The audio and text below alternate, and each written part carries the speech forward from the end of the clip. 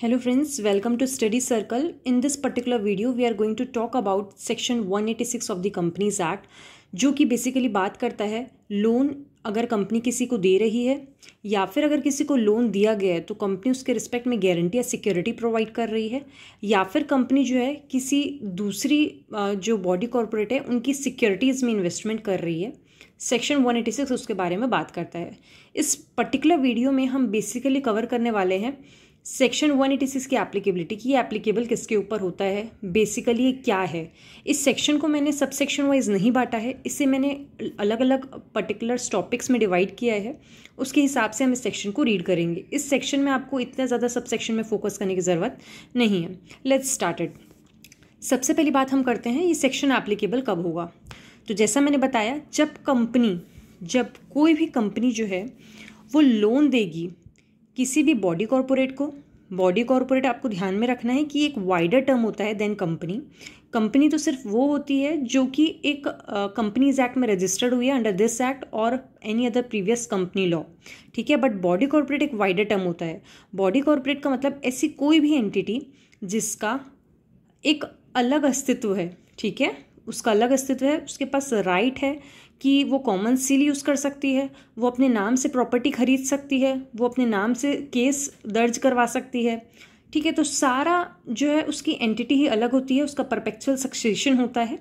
तो जो भी एंटिटीज़ ये सारे फीचर्स को सेटिस्फाई करती है उन्हें हम बॉडी कॉर्पोरेट बोलते हैं, ठीक है।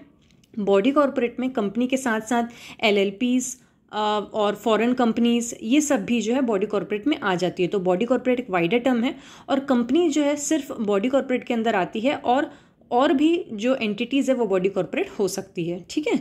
तो जब भी कंपनी किसी दूसरी बॉडी कॉर्पोरेट्स को या कोई भी अदर पर्सन को लोन देगी तो ये सेक्शन अट्रैक्ट होगा।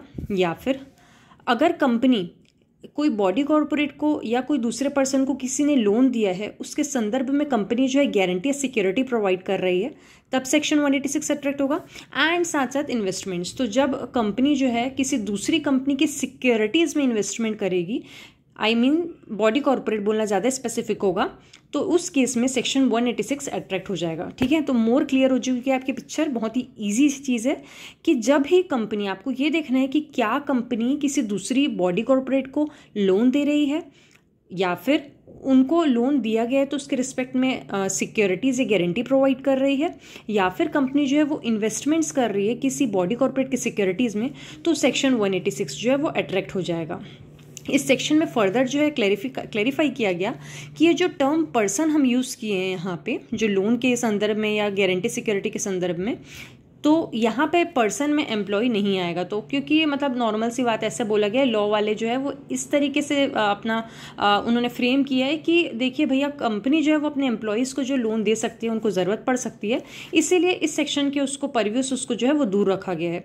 और साथ ही साथ सेक्शन 185 अभी हम लोगों ने लास्ट वीडियो में डिस्कस किया, जिसमें हमने कुछ स्पेसिफिक पर्सनस पढ़े, जैसे कि डायरेक्टर्स हो गए, उनके रिलेटिव्स हो गए, उनके पार्टनर्स हो गए, कोई फर्म हो गई जिसमें जो डायरेक्टर जो है या फिर उसका जो जो रिलेटिव है वो पार्टनर होता है, उन्हें नहीं दे सकती है। तो वो सेक्शन स्पेसिफिक है। अगर उन पर्सन को लोन देना चाहती है कंपनियां तो वो उससे संबंधित जो भी बातें हैं वो उस सेक्शन में ही कवर होंगी, वो यहाँ कवर नहीं होंगी, ठीक है। तो यहाँ पे दो लोगों को अलग किया गया है, एक तो एम्प्लॉयज़ को अलग रखा गया है और सेक्शन 185 स्पेसिफिक सेक्शन है, तो उस सेक्शन में भी जो पर्सन्स आएंगे वो उसी सेक्शन में कवर होंगे, वो इस सेक्शन के अंदर फॉल नहीं करेंगे।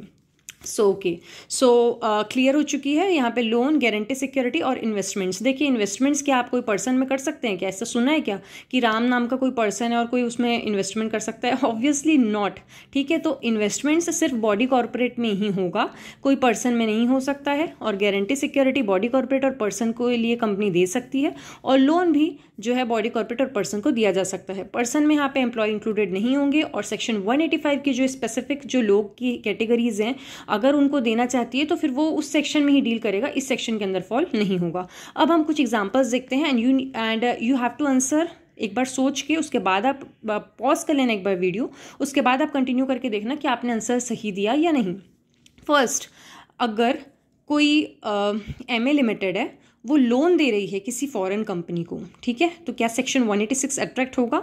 तो देखिए यहाँ MA लिमिटेड जो है एक कंपनी है, पब्लिक कंपनी है, ये लोन दे रही है फॉरेन कंपनी को, तो फॉरेन कंपनी तो नहीं होती है, ये क्या होता है, ये हमारा होता है, ये हमारा क्या होता है, ये हमारा बॉडी कॉर्पोरेट होता है, तो बॉडी कॉर्पोरेट को दे रही है, तो यस ये कवर हो जाएगा, सेक्शन 186 अट्रैक्ट हो जाएगा, ठीक है। अब हम बात करते हैं सेकेंड एग्जाम्पल की। तो अगर एक फॉरेन कंपनी जो है वो लोन देगी OA लिमिटेड को, तो फॉरेन कंपनी क्या है, एक बॉडी कॉर्पोरेट है, ये कंपनी तो है नहीं, और ये एक पब्लिक कंपनी OA लिमिटेड को दे रही है, तो क्या सेक्शन 186 अट्रैक्ट होगा? नहीं होगा। क्यों? क्योंकि सेक्शन 186 बोलता है जब कोई कंपनी बॉडी कॉर्पोरेट को लोन देगी तब हम उसे कवर करेंगे, यहाँ उल्टा हो रहा है, तो ये कवर यहाँ पे नहीं होगा। अब अगर कोई कंपनी लोन दे रही है A को, जो कि एक आउटसाइडर है, सेक्शन 186 अट्रैक्ट होगा? सो यस होगा, क्योंकि ये A जो है वो कोई भी एनी पर्सन में कवर हो जाएगा। ओके, अब कंपनी जो है वो लोन दे रही है B को, जो कि कंपनी का क्या है, एम्प्लॉय है, ठीक है, तो एम्प्लॉय है, तो सेक्शन 186 में तो स्पेसिफिकली बोला गया है कि एनी पर्सन में एम्प्लॉय इंक्लूड नहीं होगा, तो ये सेक्शन 186 से परव्यू से बाहर हो जाएंगे। कंपनी लोन देना चाहती है C को, जो कंपनी का डायरेक्टर है, तो सेक्शन 186 क्या फॉल करेगा, अट्रैक्ट करेगा? So answer is no. क्यों? क्योंकि ये स्पेसिफिक हैं, ये सेक्शन 185 में कवर हो जाएंगे। सो ये जो है बेसिकली एप्लीकेबिलिटी थी सेक्शन 186 के बारे में।